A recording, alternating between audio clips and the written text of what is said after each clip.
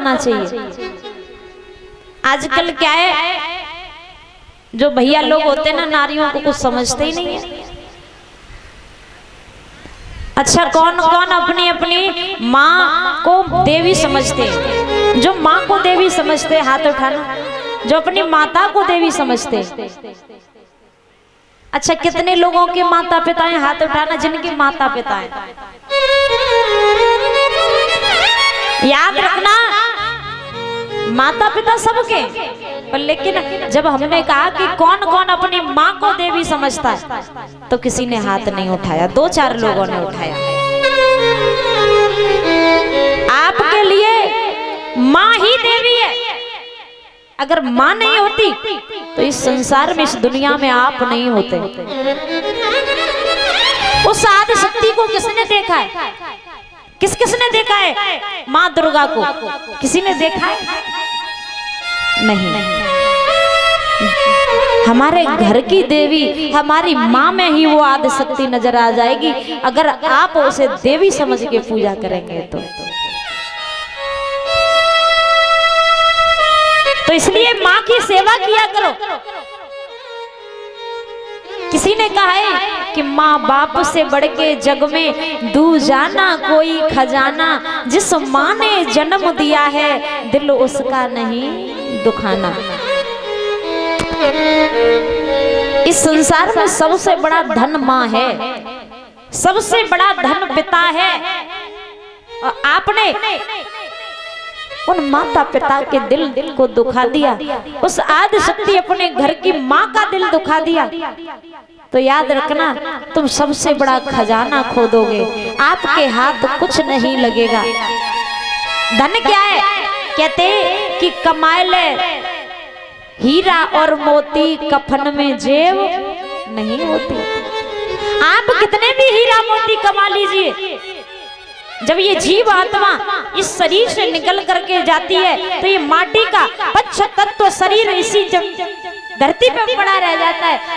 तब वो 2 गज कफन का टुकड़ा अपने हाथ से जो बालक अपने पिता की अर्थी पे डालता है ना, वो 2 गज कफन का टुकड़ा भी मेहतर उठा लेता है, वो भी साथ नहीं जाता। चाहे आप कितने भी धन दौलत कमा लीजिए, याद रखना कि सज धज कर जिस दिन मौत की शहजादी आएगी, तब ना सोना काम आएगा ना चांदी आएगी। जब मृत्यु आती है ना, तब ना सोना काम आता है ना चांदी काम आती है। जब हम अपने माँ के गर्भ से आते हैं तो मुट्ठी बांध के आते, और जब यहाँ से जाते तो खाली हाथ जाते, ना कुछ लेके आते ना कुछ लेके जाते। चाहे आप पाप कमाओ चाहे धर्म कमाओ, उस परम पिता परमात्मा के यहाँ पर तराजू लगा हुआ है। कौन सा?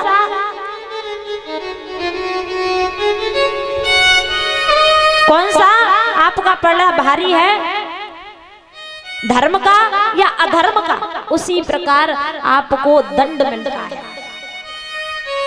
नरक क्या है, स्वर्ग क्या है?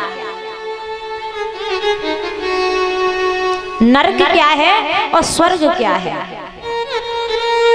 हम परीक्षित महाराज अभी सुंदर सा जीवन व्यतीत कर रहे हैं, मनुष्य जन्म।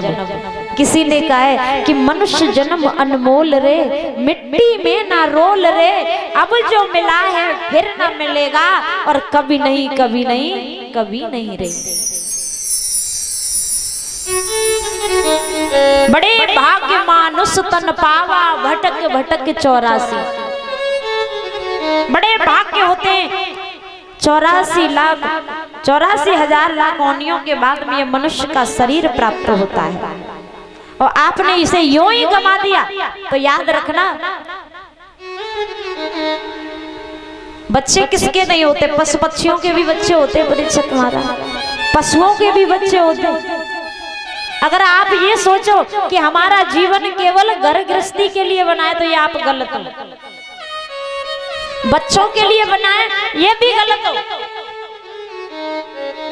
बच्चे तो पशुओं के भी होते, जो हम कर सकते हैं, ये मनुष्य जन्म पा करके, ये मनुष्य का तन पा करके वो पशु कभी नहीं कर सकता। कि कर पाएगा परीक्षित महाराज? नहीं। एक बार देवर्षि नारद इस पृथ्वी पर आए, और पृथ्वी पर जब आए तो एक हलवाई की दुकान थी, और हलवाई की दुकान पर एक कुत्ता पहुंच जाता है। तो वो हलवाई उस कुत्ते को डंडे से भगाने लगा। तो देवर्षि नारद हंसने लगे। उनके साथ में एक संत भी आए हुए थे। तो उन संत ने हंसने का कारण पूछा कि हे नारद जी, आप हंसने का कारण बताइए कि तुम्हारे ये हंसने का कारण क्या है? तुम इस कुत्ते को देख करके हंस क्यों रहे थे? तो नारद जी ने कहा कि हे संत,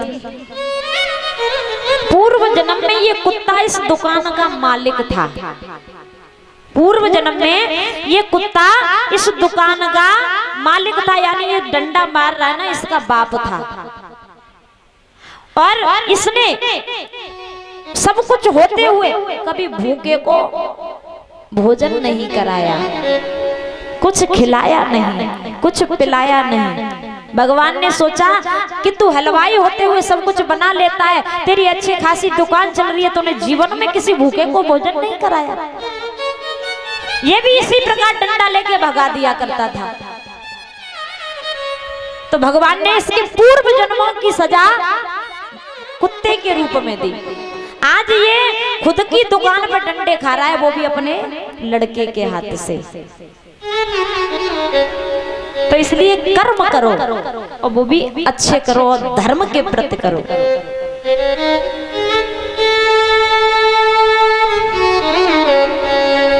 परीक्षित महाराज, भगवान श्री कृष्ण ने धर्म की रक्षा की, नारी की रक्षा करके धर्म को बचाया। उस द्रौपदी की साड़ी को बढ़ा करके धर्म को बचाया। इधर पांडवों को 12 वर्षों का वनवास हुआ और 1 साल का अज्ञातवास हुआ। पांडव 12 वर्षों के लिए वनवास जाते हैं और 1 साल के लिए अज्ञातवास जाते हैं।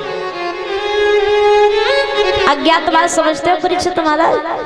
अगर कौरवों ने कह दिया था कि 1 साल के अंदर अगर तुम किसी को दिखाई दे गए तो तुम्हें पुनः वनवास भेज दिया जाएगा, तो पांडव भेष बदल के घूमते थे। जब 12 वर्षों का वनवास काट करके 1 साल का अज्ञातवास काट के जब पांडव लौट करके आए, तो दुर्योधन से केवल रहने के लिए 5 गांव मांगे। कितना? केवल 5 गांव मांगे। दुर्योधन ने कहा 5 गांव तो बहुत होते, मैं एक सुई की नोक के बराबर जगह देने वाला नहीं हूं। एक सुई की नोक के बराबर जगह नहीं दूंगा। भगवान कन्हैया को बुलाया गया।